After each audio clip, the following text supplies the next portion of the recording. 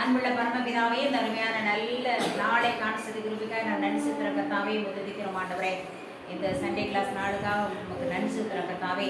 வந்திருக்க ஒவ்வொரு பிள்ளைகளும் பேர் பேராக நீர் ஆசிரியர் ஜெபிக்கிறப்பா ஆண்டவரே. இன்னும் அதிகமான பிள்ளைகளை நீர் எங்களுக்கு தரும்படியாக நாங்கள் ஜெபிக்கிறோம். சோத்திரம் ஆண்டவரே. இந்த இளமையிலே கற்றுக்கொள்கிற உடைய பாடல்கள் வசனங்கள் எல்லாம் வாழ்க்கையில் மிகுந்த பிரயோஜனத்தை கொண்டு முடியாது நம்ம ஜெபிக்கிறோம்ப்பா. இன்னும் அநேக தாய்மார்களே ஆண்டவரே நீர் எங்களுக்கு தரும்படியாக ஜெபிக்கிறோம்.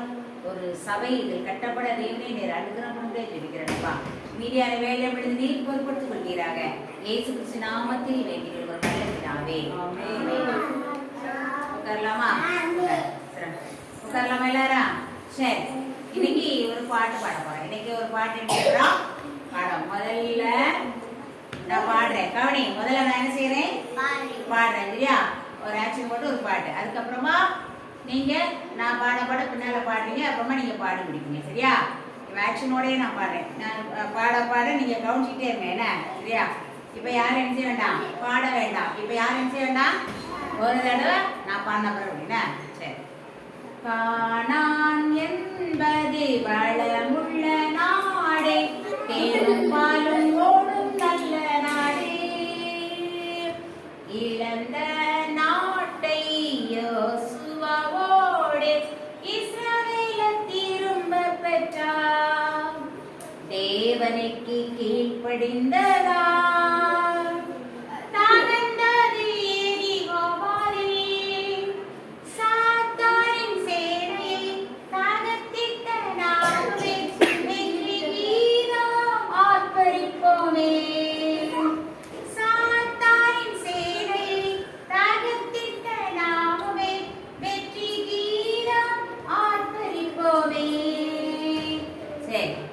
பாட பாட நீங்க பின்னால பாடுறீங்க. ஓகேவா? பின்னால பாடுறீங்க.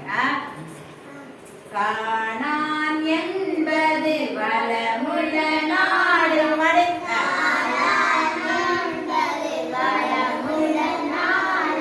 தேரும் பாலும் போடும் நல்ல நாடு. இழந்த நாட்டை யோசுவாவோடு பாடு. இழந்த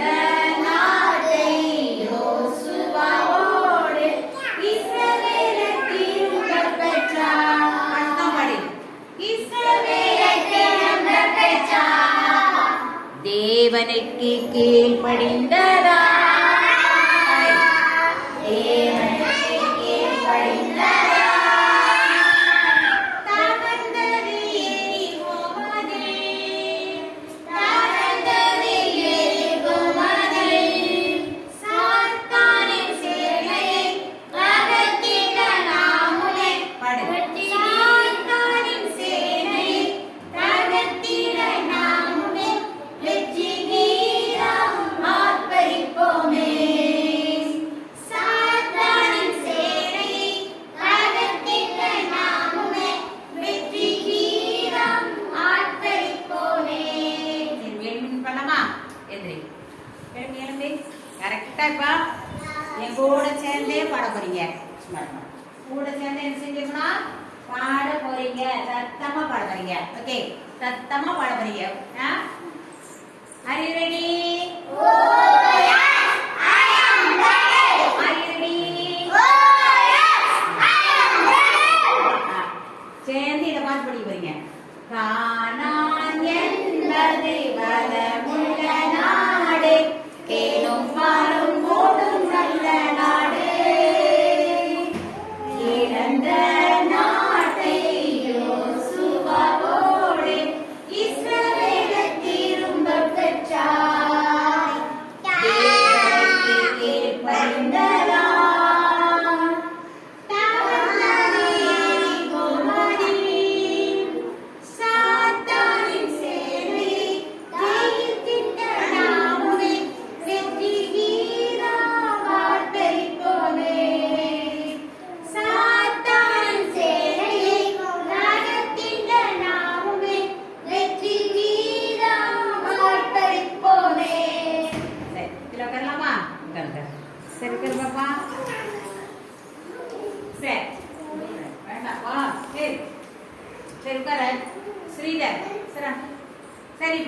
கேட்போமா?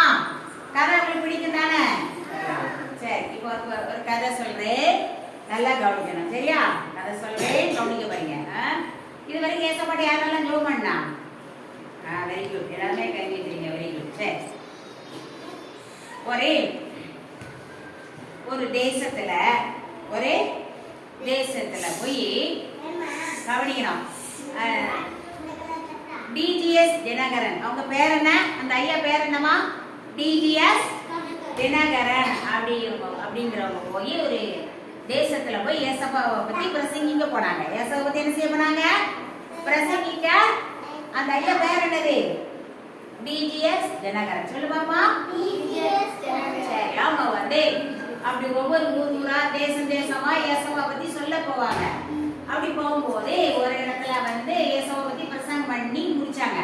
பிரசங்கம் பண்ணி முடிச்ச உடனே நூற்றுக்கணக்கான பேரு அவர்கிட்ட ஜெபம் பண்ண வருவாங்க. எதுக்கு வருவாங்க?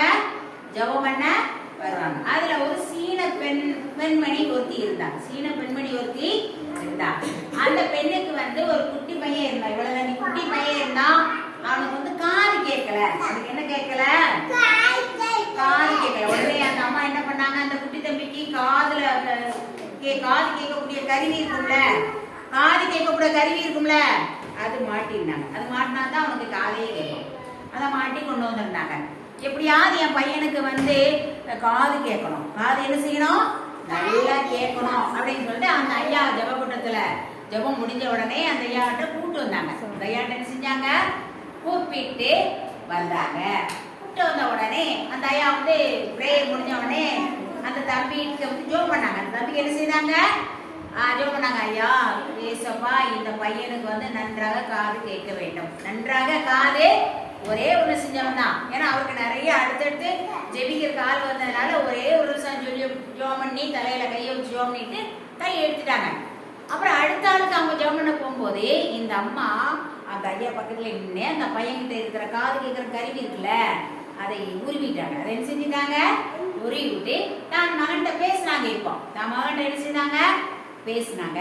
உடனே பேசினோட அவன் அழகா பேசினான். அவன் காது நல்லா கேட்டுச்சு. ரெண்டு பேரும் அவன் அவங்க அம்மா கேட்கிற கேள்விக்கு அவன் பதில் சொல்லிக்கிட்டே இருந்தான். அவங்க கேட்கிற கேள்விக்கெல்லாம் அந்த பையன் செஞ்சான், பதில் சொல்லிக்கிட்டே இருந்தான். நல்லா கேட்டுச்சு. இப்ப அந்த ஐயா ஜெபம் பண்ண உடனே அவன் காது கேட்க ஆரம்பித்தது. அல்லேலூயா, அல்லேலூயா, அல்லேலூயா, அல்லேலூயா. ஆண்டவர்கிட்ட கேட்கும் போது அவர் ஜெபத்தை கேட்கிறார். அந்த அம்மாவுக்கு ரொம்ப சந்தோஷம். உடனே அந்த குட்டி தம்பியை தூக்கி வச்சுக்கிட்டு அந்த கூட்டத்துக்கு முன்னாலெல்லாம் போய் நான் இப்போ அந்த ஐயா மூலமா நான் ஜெபம் பண்ணேன். ஐயா மூலமா ஏசப்பா ஜெபத்தை கேட்டு என் பிள்ளைக்கு காது நன்றாய் கேட்டு விட்டது. இந்த கருவியை நான் கலக்கிட்டேன் அப்படின்னு சொல்லி காட்டி ரொம்ப சந்தோஷப்பட்டாங்க. அந்த இடத்துல இயேசுவை பத்தி நல்லா சாட்சி சொன்னாங்களாம். அந்த இடத்துல இயேசுவை பத்தி என்ன செஞ்சாங்களா? இயேசுவாட்ட சாட்சி சொன்னாங்களா. அப்போ நாமளும் ஜெபத்திலே விசுவாசமாய் எவைகளை கேட்பீர்களோ அவைகளை பெற்றுக்கொள்வோம் என்று விசுவாசிக்க வேண்டும். ஜெபத்துல எவைகளை கேட்பீர்களோ அவைகளை பெற்றுக்கொள்வோம் என்று நீங்க என்ன செய்யணுமா? விசுவாசிக்க வேண்டும். அப்ப இயேசுவா மேல நீங்க எப்படி இருக்கணும்?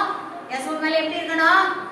விசுவாசமா இருக்கணும். இயேசுவா மேல எப்படி இருக்கணும்? நீங்க விசுவாசமா இருக்கணும், நம்பிக்கை உள்ளபடியெல்லாம் இருக்கணும், உண்மை உள்ளபடியெல்லாம் இருக்கணும். இப்போ உங்க வீட்டுல யாருக்காவது சுகம் இல்லைன்னு வச்சுக்கிட்டுங்களேன், அல்லது உங்களுக்கே ரொம்ப வயிற்று வலிக்குன்னு வச்சுக்கோங்களேன், ஆண்டவரே அப்படின்னு ஒரு நோயில், ஆண்டவரே கர்த்தாவே எனக்கு இந்த வியாதியில இருந்தே எனக்கு சுகம் தாங்க, அல்லது எனக்கு இந்த வயிற்று வலி நீங்க உதவி செய்யுங்க, எங்க அம்மாவுக்கு காய்ச்சல் ஆண்டவரே நீங்க இந்த காய்ச்சலை நீக்குங்க.